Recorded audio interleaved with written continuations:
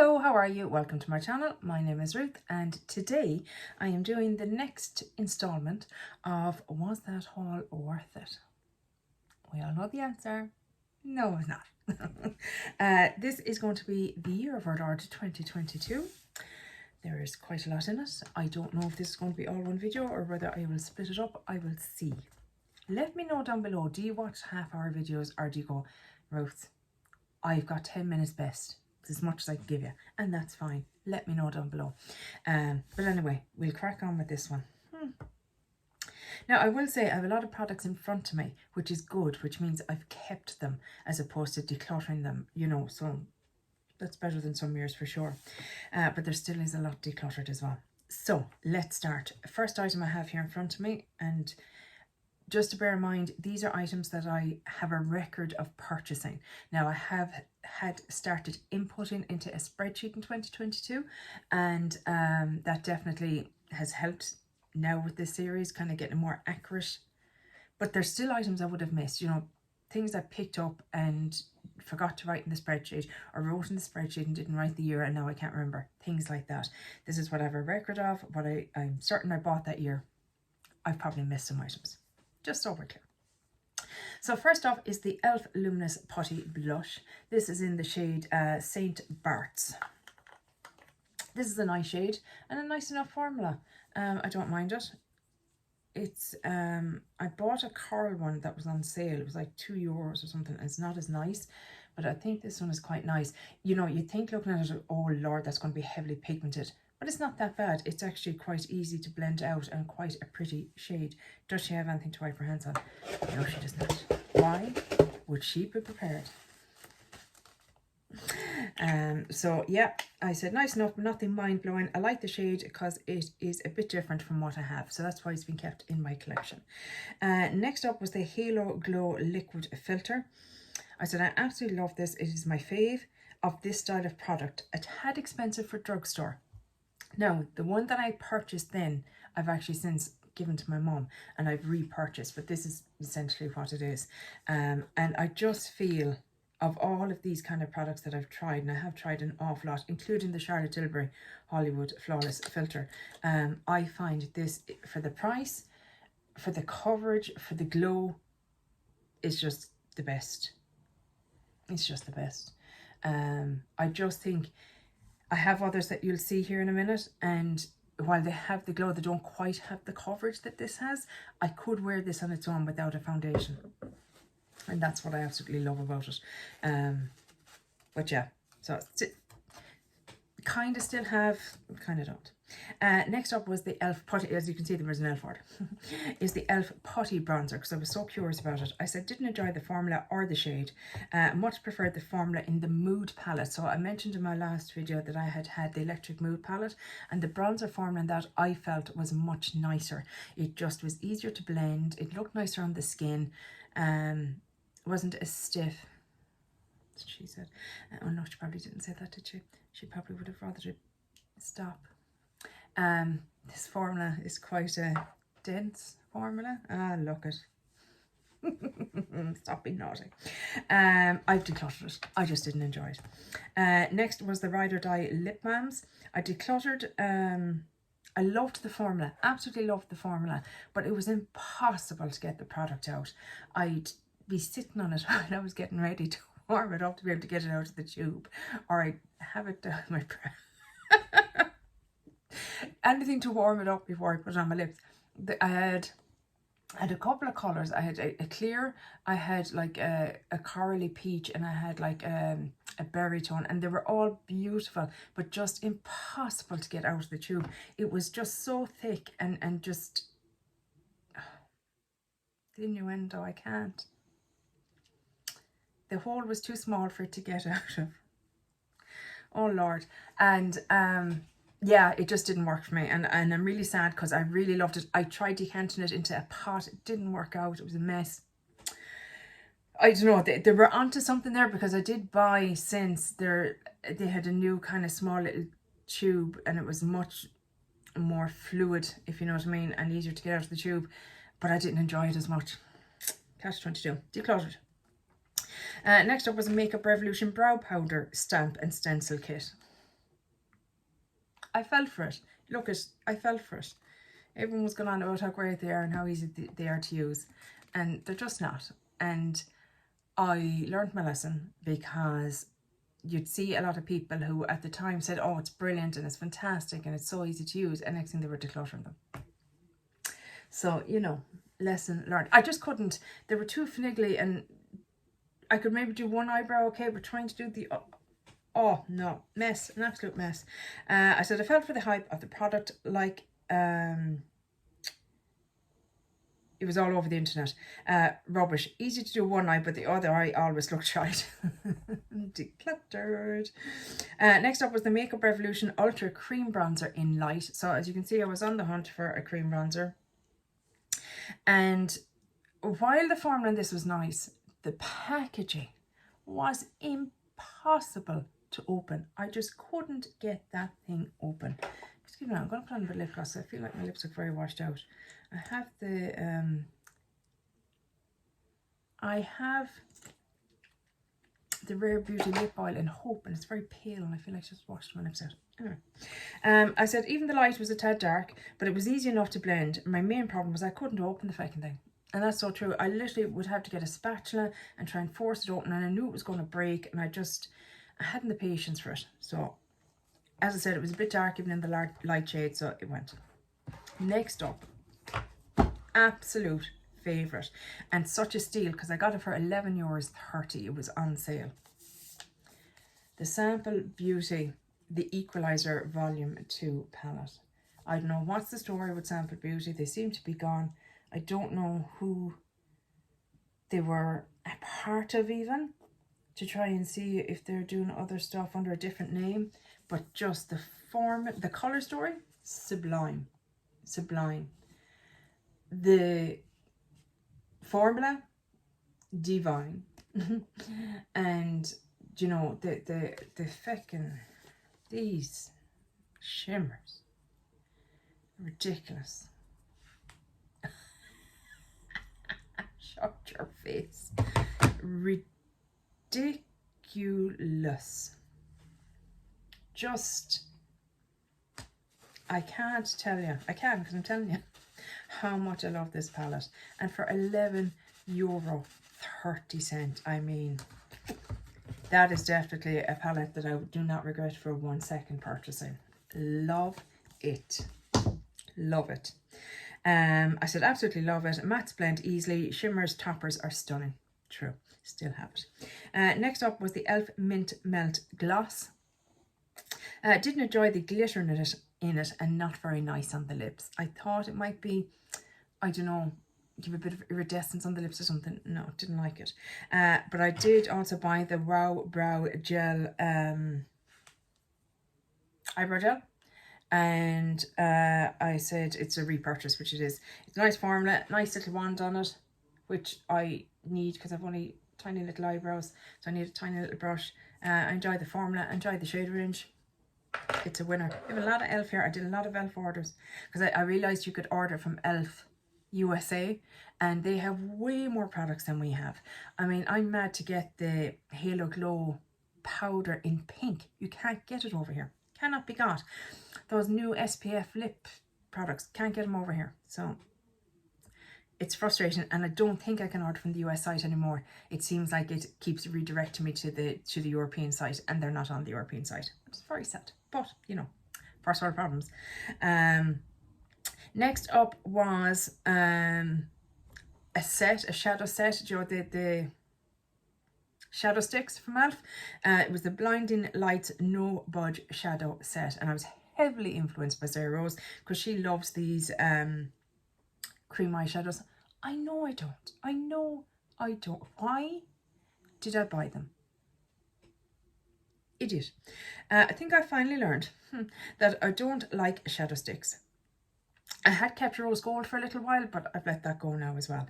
And it was just for the sake of it, to keep one, you know, to feel like I got some use out of them. But I know I'm so happy because I see Dora from Fuchsia Soul. I kind of decluttered, I think, the most of them to her, and she's actually using them up, which is awesome. I love that. That makes me so happy.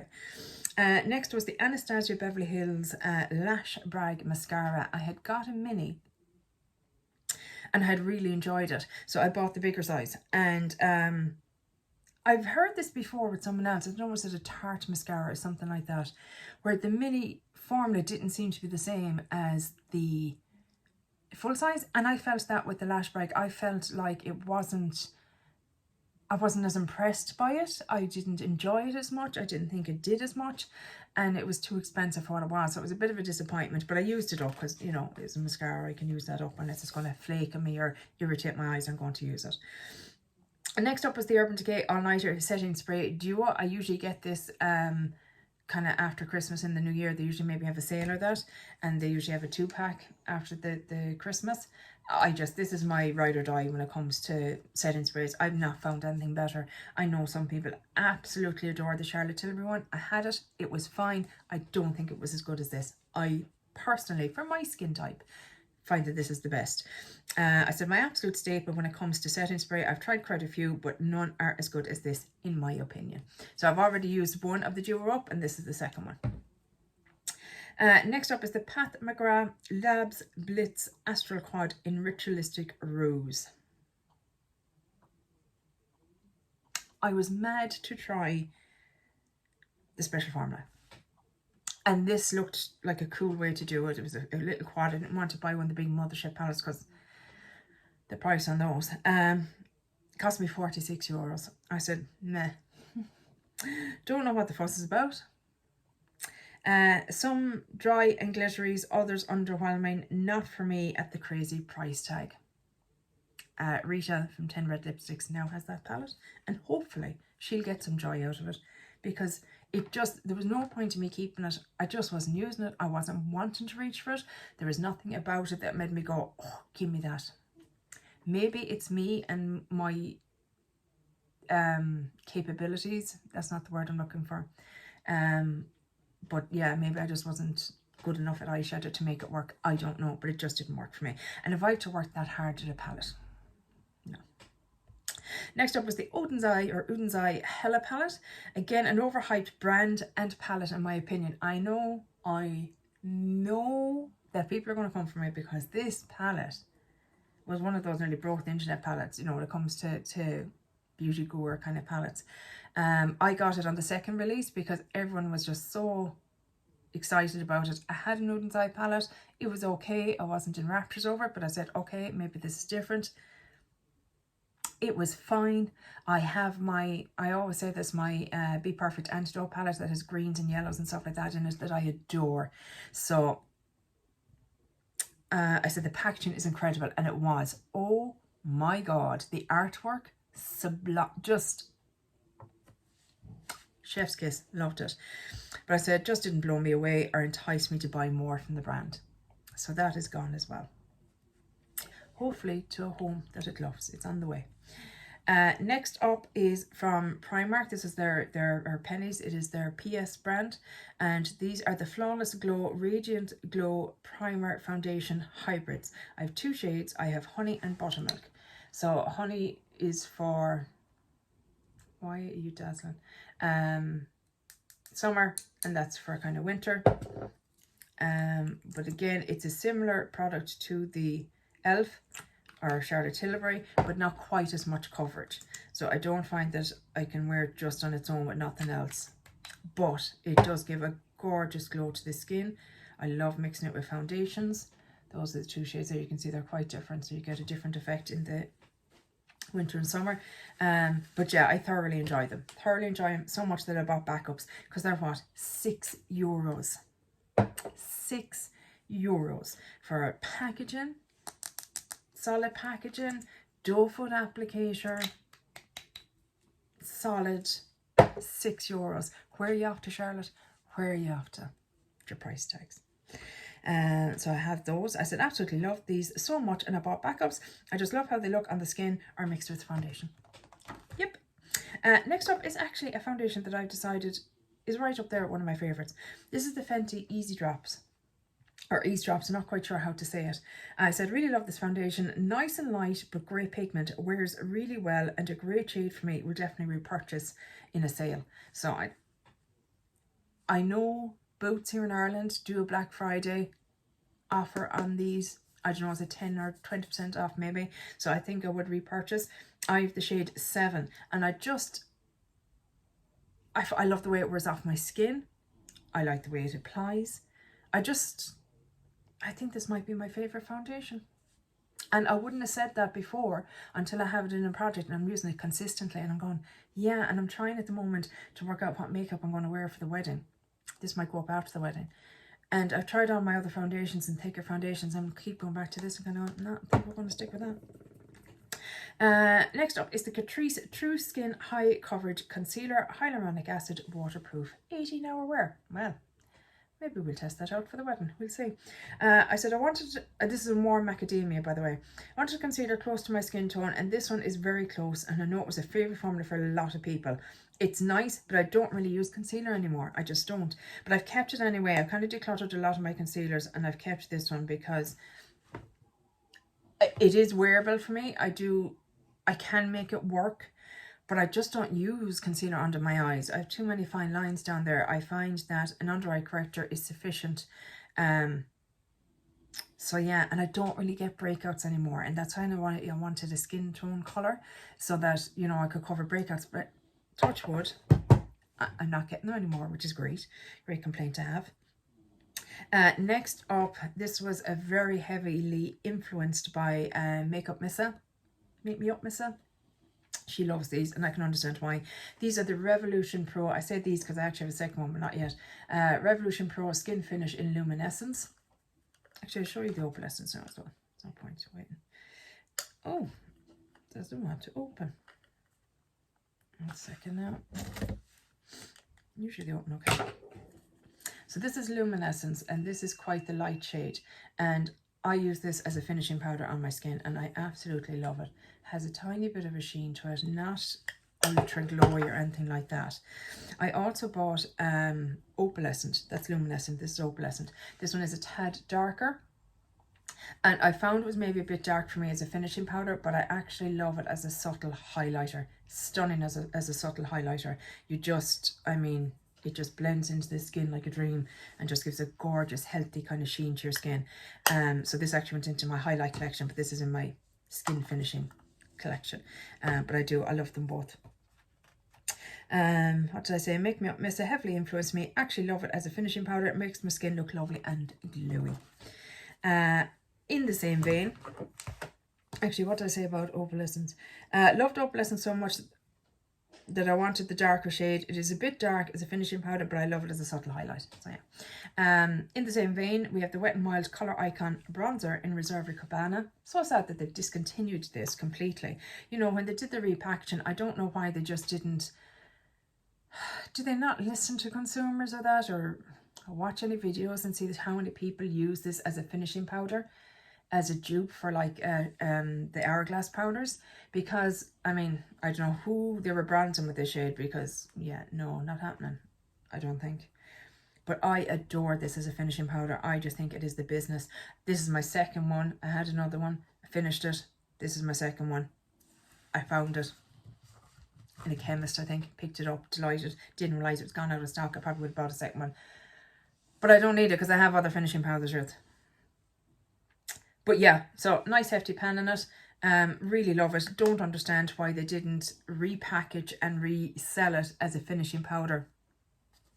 That would be my advice to Wet n Wild, because I'm sure they're watching this with bated breath. I said another favourite finishing powder. Basically they discontinued. Oh no, it's the third one I've owned. That's right, it is the third one I've owned. That's true. Kiko Milano Festival Glow Golden Star Cushion Highlighter. This is one of their collections that they kind of do collections every year. They do a few collections every year. They do winter ones, they do summer ones, Christmas ones, all that kind of crack. I took the sponge off because I'm not a big fan of the sponges. They didn't have anything like this year when I was over, or last year, which makes me sad because I love these kind of products. It is a darker shade for sure. It is definitely a summer shade for me. Does not work in the winter time, it's too dark. But in the summer with a bit of a tan, it can look quite pretty. I said a gorgeous, subtle, easy to blend highlight. Shade is more of a summer shade for me. Didn't see anything like it in Kiko stores in Italy or France. Made me very sad. Very sad. Next up is the Pixie Glossomer Duo in Delicate Dew. Oh my god, he is snoring so hard. This is it here. I said nearly decluttered it, and until I put it in a project and really got to know it, I found out that I love this product. I love that there's two shades. You've got your summer kind of and your winter highlights in it. I said tender on tan, same thing. It can be really beautiful and subtle, and there's no glitter particles in it, which makes me very happy because I'm not a big fan of glittery highlighters at all. But yeah, I've ended up really loving this, and it very nearly got decluttered. It was, you know, kind of put aside to be decluttered, and then all of a sudden I kind of put it in a chopping block kind of thing and ended up loving it. So lesson learned, guys. Sometimes you think you love a product, haven't only used it once or twice, and it turns out if you put it into a project you end up hating it, and vice versa. Something that you think, oh no, I don't really like that, until you actually sit down and play with it a few times and kind of try and use different brushes or techniques or whatever, and next thing you find out that you absolutely love it. Next up is, this was actually a freebie. This is the e.l.f. Baked Highlighter in Moonlight Pearls. I know Stephanie loves this as well, just Steph. It's just Steph, no. Still Steph? I'm sorry, Steph. I'll put you down below. But yeah, I know she got a freebie of this as well and enjoys it as well. And I nearly dismissed it because it was a freebie, and I thought, oh, it's only a cheap all crap product. It's actually a really nice highlighter. It gives a lovely sheen and can be worked into the skin really nicely and meant to look quite subtle. Really actually enjoy it. Next up is the e.l.f. Blush Duo in Pomegranate. Now, I don't seem to have a history of it, but I did buy another shade of this and decluttered it. Maybe even two other shades, I'm not sure. But this was the only one I really thoroughly enjoyed. It's just a really nice blush. It's like a satin finish, not so much matte, I find. And it's a subtle enough shade. You can build it up, but it is quite pretty. And I never understood their combos with the highlights. They never really worked for me because this is way too dark as a highlighter for me, and I think the blush is too light for someone with darker skin tone. So I don't really know where they were going with it, but however, what I do is I just swish my brush through the whole lot and use it as a glowy blush, and it works for me. But yeah, really enjoyed that. Love the blush shade. Never understood the duo combos. The two combined are pretty. Next up is another Kiko purchase. And clean you up a bit, guys. And we have two unlimited blushes. I have the unlimited blush in 03 and I have unlimited blush in 01. I don't know why they don't specify more than that on them.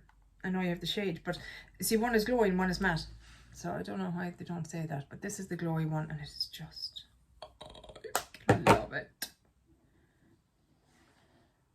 It's like a peachy pink without excess shimmer in it, like say the NARS Orgasm or the Natasha Denona Bloom, or you know, things like that. This one then is a matte formula, but still just, oh my god, formless. I love Kiko's powder products, I have to say. It's just a lovely nudie pink that just works so beautifully on me. Oh, I love it. I don't mind that it's matte. I usually like a glowy blush, but I don't mind. I'll just buff some of my highlight or my finishing powder over it, and it just brings up the effect. I said absolutely love both formulas and the shades. They're my absolute favourites in my collection. Next up was Milani Luminoso, because, you know, it is a cult product. I really wanted to try it, and Milani finally came to Ireland, so I was able to pick it up. It's nice. It's nice. I like it. It's there. But I prefer this one. I prefer this one. But I want to keep this because I do like it enough to use it. You know, I don't want to get rid of it just yet out of my collection because I waited so long to get it that I'm kind of reluctant to let it go. But like that, if I was, you know, hard pressed, I would choose this over this. It's an absolute classic, and I understand why. I loved it in the summer for a lovely glowy golden goddess look, although not worth the price tag. It cost me €16 here in Ireland. bit steep for drugstore. Same with the e.l.f. Like that was 16 euros as well. Or was it 19? Getting up there, guys. Getting up there. Next up is the NYX Sweet Cheeks Glow Creamy Powder Blush in the shade Daydream. I also had another one, and I've been looking up. I think it was Sweet Cassis or Cassis. I can't remember. But it kind of made me look like I had a bruise on my cheek, and it didn't work out. But you can't get them anymore. They're completely gone, which is very sad because I actually love this formula. Now, I don't use it as a blush per se. I use it as a blush topper. And there it is there. Oh, it is beautiful, but it is very, very glowy. So I use a lighter brush, you know, less dense brush, and loosely buff it on. But it is quite beautiful in the summer.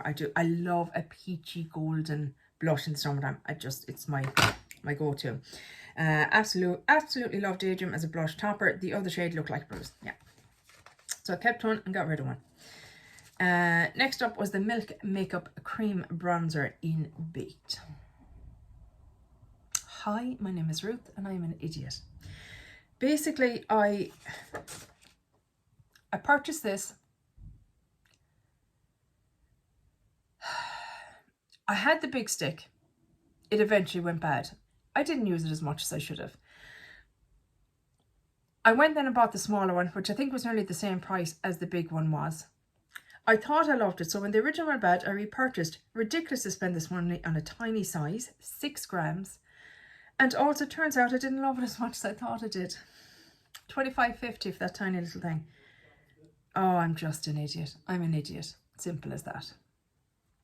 Sorry, things look a little bit different. I had to take a little bit of a break. I was parched with the thirst because I haven't stopped talking. And my brother called, so yeah. So it might look a little bit different, I don't know. It'll be fine. We're nearly there, guys. We're nearly finished. And next up is the PS Pro Liquid Contour and Cream Bronzer in light medium. I said it was a good formula, lightweight and easy to blend. And I used it up completely, which I'm very pleased about. I haven't picked it up since because I have other cream bronzers there, but also that particular one, for some reason, they've discontinued it. They always do that in Penneys or Primark. They're constantly bringing out new stuff and discontinuing old stuff, so it is what it is. Next up is Physicians Formula Butter Bronzer. This is in the shade Bronzer, which is very confusing, but it is the lighter, I feel, because I did have this before in the darker shade. It was a tad dark, which this is actually quite a nice shade for me. I said I like it a lot, an easy formula to blend. Pantone before, this is my second one, great shade for me. So yeah, there it is there. Can't really see it. Very much a winter shade for me, but I enjoy it for that. Next up is a Zoeva bronzer. This is going to blind you now. I'll open it straight away. This is in the shade, this is the Zoeva bronzer Lumi in 04. So you can see you have like a shiny kind of side, highlighty side, and the bronzer is kind of like a satin bronzer, I suppose you'd say. That's how I describe it. But I just swirl. My brush just goes in and I swirl around the whole lot because I love a glowy bronzer. It's my favourite type of bronzer. See it there? Oh, so pretty. So I said I love how much of a glowy bronzer this is. Lovely formula, easy to blend. So yeah, I really do enjoy that. I think it's lovely. It was so much so that I went back and actually purchased another one the following year. They were in TK Maxx, and when I spotted they had more in different shades, I picked a lighter one for the winter as well. Because I really, really like it. And it was only, what was it, $7.95? Can't really go wrong. Next one I bought, and I did go wrong with, was the Fenty Sun Stalker Bronzer in 02 Shady Biz. €35. Heard so many people rave about this that I couldn't resist. Unfortunately, I didn't love it. It was too matte for my liking. Why did I buy a matte bronzer? Can someone explain that to me? Because I's an idiot. And I know people love it. I know they do. But now at least I know if somebody says that's their favourite bronzer and then another thing comes out and go, oh, it reminds me of the Fenty Sun Stalker. Thank you. I won't purchase it because I know it's not for me. Next up was the Natasha Denona Bloom. So obviously the Fenty one was decluttered, sorry. The Natasha Denona Blush in Bloom. €20. Can't believe I'm saying this, but this was too glowy for me. It reminded me of NARS Orgasm, more glitter than blush pigment, much preferred than Milani Luminoso. So yeah, I decluttered it because it just wasn't suiting, it wasn't to my liking. I much prefer something with a bit more blush pigment, if that makes sense, over glittery kind of shimmer. Next up is the MAC Paint Pot. I think Dead Bee convinced me to finally purchase this. This is in Painterly. It's the Pro Longwear Paint Pot. And the reason I purchased this is because my eyes, if I use something like the Urban Decay primer potion or something like that, it's too thin for my eyes. First of all, my eyeshadow doesn't last in it. It just eats it up. Second of all, my eyelid can feel quite irritated and kind of like a cold burn, if that makes sense, with some eyeshadows, whereas this is thick enough that it kind of gives me a barrier between my eyelid and the eyeshadow, but also helps my eyeshadow last. I think because it's a dry formula as well is why it kind of helps with the longevity for me, for my oily eyelids. It definitely helps with oily eyelids for me. I said finally gave in and bought it. Thinner eye primers don't work for me. This is thicker and works better for me, basically. Next up is these Tarte Maracuja. I think that's how you say it. I have Orchid and Hibiscus, I think, but the stickers come off them, so I'm not 100% on that. But they're very pretty shades. Probably quite similar. One is a bit more peachy and one's a bit more pink. I said I don't love them as much as everyone else. I find them a bit too thick, and when I have one on at the moment, so I had to put it on and then kind of mush it in a bit, kind of blend it in and maybe take off some excess. I said I have to use my finger to thin it out. So while they're comfortable enough, they're €28 each, which is a tad on the steep side for me. But I was curious because so many people love them. And yes, they leave my lips feeling hydrated for longer, 100%. But just when I put them on first, they're just too thick. I have to thin it out and take off the excess with a tissue, which is a waste of product, really. Next up, we have the e.l.f. lipstick in Taffy. I think they're the Seriously Satin range, yeah. It was a nice enough shade, but I didn't like it enough on myself to warrant keeping it. As I said before, and I'll say it again, lipsticks, that's it. I cannot buy any more lipsticks because I do not enjoy lipsticks. I love a lip liner, I love a gloss. I like a hydrating, hybrid kind of product. But actual dry lipsticks, no, I need to stop. So yeah, I said formula's too dry. I shouldn't buy any more lipsticks. I don't like them. Simple as that. Next up is another lipstick. So you can see I bought a few that year. This is the Wet n Wild Into the Flesh, or matte formula in the shade Into the Flesh. I did have a hydrating one as well. I can't remember what name the shade was. Beautiful shade. I really do like the shade. I kept it because the shade is actually quite nice and it's not too drying on my lips. But the hydrating one I get to my mother-in-law because she was trying to build a little makeup kit and she didn't have anything, and I thought she would like that one, and she does. So I said pretty shade, not too dry and lasts well. So I'm going to keep on to that one. And like I said, the other one went, but it wasn't because I didn't like it. It was just because somebody else would use it. Another lipstick I bought was the Barry M Lustring, or Barry M lipstick. Does it say what kind of lipstick? It just says lipstick. In the shade Lustring, 107 Lustring. This is what it looks like. A very pretty pinky kind of shade. And again, I don't really have anything like it in my collection. It's a tad pinker than, see the Wet n Wild one is a bit peacher pink, and this one is kind of more true pink. Berry pink, I suppose. But yeah, quite sweet smelling, nearly like those L'Oreal ones. I said I love the shade, different to anything else that I have. So that's why that one has stayed. Oh, these three were decluttered. These are the Maybelline Vinyl Inks. I had Peachy, Royal and Wicked. I went through a phase of just buying all of them, basically. What I've said is Jessica Braun hits again. They were fine, but I shouldn't have bought them. I only like lip liners and gloss. Again, here's me repeating myself. But, I mean, I liked the effect because they kind of leave it looking like you have a glossy lip, which is nice. But once that gloss kind of goes, then they do feel quite dry. And I just don't like that feeling. Next up were the Rimmel Thrill Seeker glosses. I had Cocoa Sugar and Peachy Vibes. They were new out and I couldn't resist. They were in the little new part of Boots. And I said declutter because I got COVID. So essentially when I bought these, I tried them on and stuff like that, and the next day I realised I had COVID, so I decluttered them. But I wasn't tempted to repurchase as I didn't like the formula or the taste. So that is it, guys. To the best of my knowledge, that is it for the year 2022. I don't think I bought anything else. I can't say categorically, but that's not what we're here for. It's more to kind of review my mistakes. So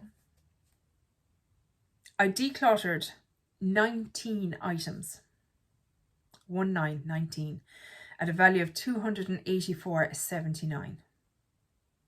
I used up 3 items, $56.98 value.